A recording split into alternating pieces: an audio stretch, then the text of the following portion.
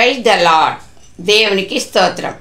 ప్రభు నామంలో అందరికీ శుభములు. ఈ దిన పాఠ్యాంశంలో పరలోక రాజ్య మర్మములు ఉపమానం 14 10 మంది కన్యకలు అనే అంశమును ధ్యానిద్దాము, మేలు పొందుకుందాము. దేవుని సేవ ఎడల కాంక్షతో మేము చేయించిన ఈ చిన్న పరిచర్యలో మీరు పాల్గొని లైక్ చేయండి, కామెంట్ చేయండి, షేర్ చేయండి, సబ్స్క్రైబ్ చేయండి. దేవుని దీవెనలు పొందండి. నేటి వాక్యం మత్తయి 25:1-13 వరకు. క్రీస్తునందు ప్రియ సహోదరి సహోదరులారా, దేవుని వాక్యమును శ్రద్ధగా విందాం. పరలోక రాజ్యము తమ దివిటీలను పట్టుకొని పెండ్లి కుమారుని ఎదుర్కొంటకు బయలుదేరిన 10 మంది కన్యకలను పోలి ఉన్నది. వీరిలో 5 బుద్ధి లేని వారు, 5 బుద్ధి గలవారు. బుద్ధి లేని వారు తమ దివిటీలు పట్టుకొని తమతో కూడా నూనె తీసుకొని పోలేదు. బుద్ధి గలవారు తమ దివిటీలతో కూడా సిద్దెలలో నూనె తీసుకుని పోయారు. పెండ్లి కుమారుడు ఆలస్యం చేయగా వారందరూ కునికి నిద్రించుచుండరి. మత్తయి 25:6.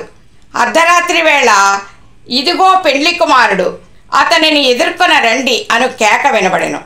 అప్పుడు ఆ కన్యకలందరూ లేచి తమ దివిటీలను చక్కపరిచిరి. గాని బుద్ధి లేని ఆ కన్యకలు, మా దివిటీలు ఆరిపోవచ్చున్నవి గనుక మీ నూనెలో కొంచెం మాకీయుడని బుద్ధిగల వారిని అడిగిరి. అందుకు వారు, మాకును మీకును ఇది చాలదు, మీరు నూనె అమ్మవారి యొద్దకు పోయి కొనుక్కొనుడని చెప్పారు. వారు కొనబోచుండగా పెండ్లి కుమారుడు రానే వచ్చాడు.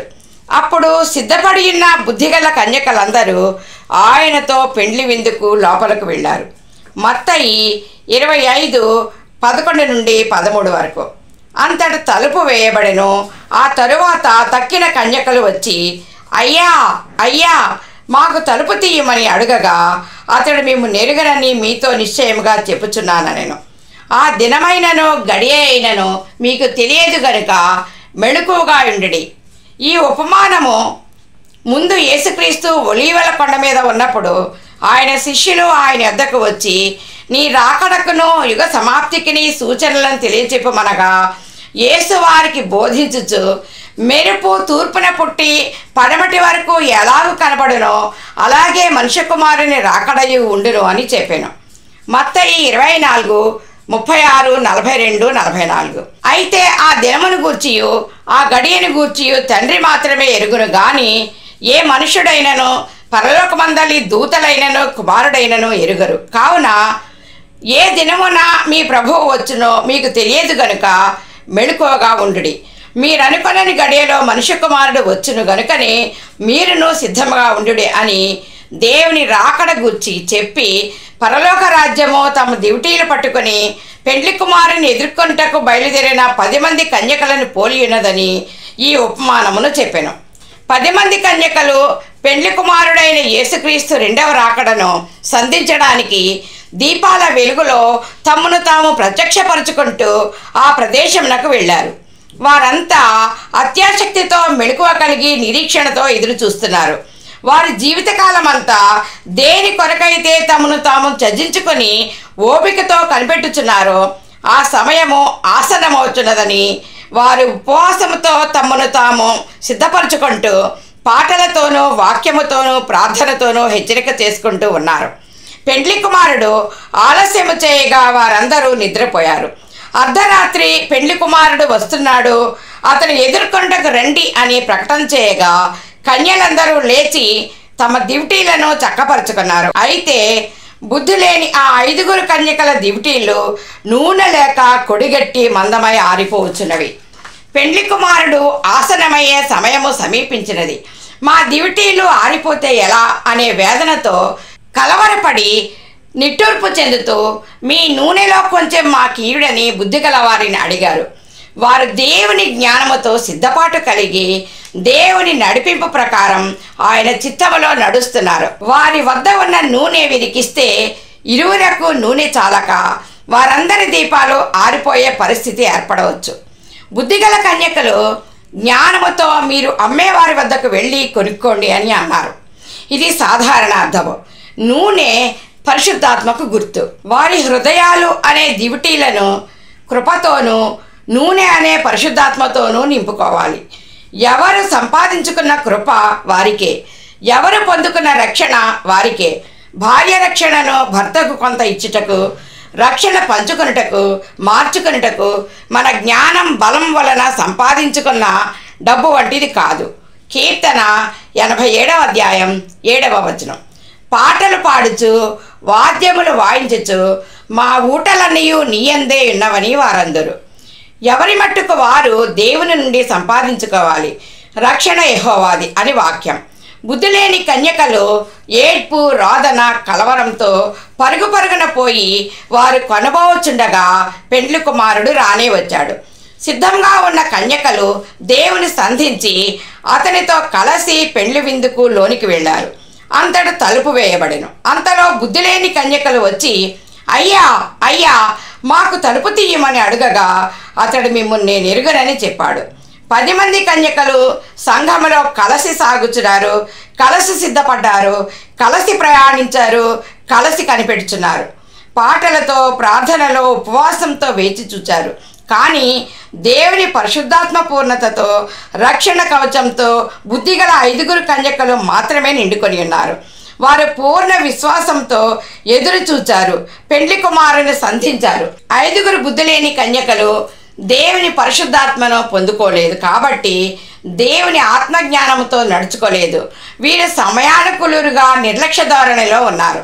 పరిశుద్ధాత్మ పూర్ణులుగా ఉంటే కావలి వాని వలె అప్రమత్తత, మేల్కొలుపు, ముందు చూపు, చురుకు కలిగి పరలోక రాజ్యము అనే గొప్ప భాగ్యమును స్వతంత్రించుకుంటారు. దేవునికి అవధేయులుగా ఉంటే ఆత్మీయ పరిపక్వత లేక సోమరులుగా ఉంటారు. వీరు స్వాతిశయంతో తృప్తి పడతారు. కొందరు క్రియలు లేని విశ్వాసులుగాను మృతులుగాను ఉండి దేవుని ఆత్మను నిర్లక్ష్యం చేస్తారు. అట్టి వారికి దేవుని కృప దూరం అవుతుంది. యెషయా 66:2. ఎవడు దీనుడై నలిగిన హృదయము గలవాడై నా మాట విని వణుకుచుండునో నేను వానినే దృష్టించుచున్నాను అని వాక్యం సెలవిస్తుంది. 10 మంది కన్యకలు పైకి ఒకేలా కనబడినా వారి భక్తి విశ్వాసములలో ఒకేలా లేరు. 1 సమూయేలు 16:7. మనుష్యులు పైరూపమును లక్ష్యపెట్టుదురు గాని యెహోవా హృదయమును లక్ష్యపెట్టును. వీరు గోధుమలలో గురుగుల వలె చివరి వరకు ఒకేలా కలిసే ఉన్నారు. ఆ దినము యెహోవా దినము, దేవుని రాకడ దినము నాశనము వలె అకస్మాత్తుగా వచ్చినప్పుడు ఎత్తబడే పరిశుద్ధుల గుంపులో నుండి తప్పింపబడి విడిచిపెట్టబడతారు. ఎంత భయంకరము! నేను మిమ్మల్ని ఎరుగను అని చెప్పుచున్నాడు యేసయ్య. నిజమే, ఆయనతో సన్నిహితులుగా దేవుని సన్నిధి సహవాసములో అనుదినము ఆయనను సంధిస్తుంటే ఆయన గొర్రెలుగా ఆయన స్వరము విని ఆయనను వెంబడిస్తారు. వేషధారులు, మోసకారులు పైకి భక్తిగా కనిపిస్తూ దాని శక్తిని ఆశ్రయించరు. ఇటు వారిని మీరెవరో నాకు తెలియదు అని పరిశుద్ధుడు చెప్తున్నాడు. నేను పరిశుద్ధుడనైన ప్రకారము మీరును పరిశుద్ధుల ఇండుడి అని సెలవిచ్చాడు. ఆయన వలె దేవుని సారూప్యంలోనికి మార్చబడి సమృద్ధి అయిన జీవమును సంపాదించుకొని నిత్యత్వంలో ప్రవేశించాలి. అంతటా అందరూ మారు మనసు పొందాలని, ఏ ఒక్కరూ నశించిపోకూడదని దేవుని ఉద్దేశము. మత్తయి 25:13. ఆ దినమైనను గడి అయినను మీకు తెలియదు గనుక మెళుకువగా ఇండుడి అని హెచ్చరిక చేయబడినది. లూకా 12:35-36. మీ నడుములు కట్టుకొని ఇండుడి, మీ దీపములు వెలుగుచుండనీయుడి. తమ ప్రభువు పెండ్లి విందు నుండి వచ్చి తట్టగానే అతనికి తలుపు తీయుటకు అతడెప్పుడు వచ్చునో అని అతని కొరకు ఎదురు చూచు మనుషుల వలె ఉండుడి అని వాక్యం సెలవిస్తుంది. మన హృదయములు అనే దివిటీలను దేవుని పరిశుద్ధాత్మ అనే నూనెతో నింపుకొని నిత్యము వెలుగుచు పెండ్లి కుమారుని విందులో మనము పాల్గొందాము. క్రీస్తునందు ప్రియ సహోదరి సహోదరులారా, తల్లులారా, ఎవడైనాను క్రీస్తు ఆత్మ లేనివాడైతే వాడాయన వాడు కాడు. దేవుని ఆత్మచేత ఎందరు నడిపింపబడుదురో వారందరూ దేవుని కుమారులయ్యుందురు అని రోమా 8:9-14 చెప్పబడినది. క్రీస్తు ఆత్మ లేని వారే బుద్ధి లేని కన్యకలు. అందుకే మీరు నా వారు కారు, నేను మిమ్మల్ని ఎరుగను అని యేసు రూఢిగా చెప్పారు. దేవుని ఆత్మచేత నడిపించబడిన వారే బుద్ధిగల కన్యకలు. వారు దేవుని బిడలుగా ఆయనతో పెండ్లి విందులో పాల్గొన్నారు. ఆయన రాజ్యమును నీతిని మొదట వెదుకుడి, అప్పుడు అవన్నీ మీకు అనుగ్రహింపబడునని వాక్యం చెప్తుంది. అయితే మీకు ఒక ప్రశ్న, మనము దేవుని ఆత్మచేత నడిపించబడి దేవుని బిడ్డలుగా ఆయన రాజ్యమును నీతిని వెదకి మొదట మనము సిద్ధముగా ఉండి మన కుటుంబంను సిద్ధపరచుకుందామా? మీరే యోచించుకునండి. యెహెజ్కేలు 38:7. నీవు సిద్ధముగా ఉండము, నీవు సిద్ధపడి నీతో కూడా కలిసిన సమూహం అంతటిని సిద్ధపరచుము. ప్రార్థన చేసుకుందాం. మహాపరిశుద్ధుడైన మా క్రీస్తు ప్రభువా, నీ నామమునకే లెక్కలేనన్ని స్తుతులు స్తోత్రములు తండ్రి. ఈ సాయంకాల సమయంలో నీ సన్నిధి మాకు ఇచ్చినందుకే నీకే వందనములు ప్రభువా. ప్రార్థన ఆలకించు గొప్ప దేవుడవు నీవే ప్రభువా. మీరే నీ వాక్యముతో నాతో మాతో మాట్లాడండి దేవా. నీ ఆత్మజ్ఞానం మాకు దయచేయండి. ఏ విధముగా మేము నీ కొరకు సిద్ధపాటు కలిగి ఉండాలో మీరే మాకు నేర్పించండి. నీ రాకడలో ఎత్తబడే కృప మాకు అనుగ్రహించమని యేసయ్య పరిశుద్ధ నామములో బ్రతిమాలి వేడుకొనుచున్నాను తండ్రి. ఆమేన్. God bless you. అనేక మందికి వాక్యం అందించబడాలనే మా గోల్ రీచ్ అవ్వాలంటే లైక్ చేయండి, షేర్ చేయండి, కామెంట్ చేయండి, సబ్స్క్రైబ్ చేయండి. మీరు కూడా ఈ చిన్న పరిచర్యలో పాలు పొంది మేలు పొందాలని మా ఆకాంక్ష.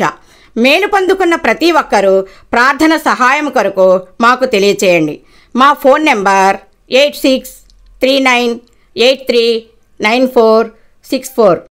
God bless you.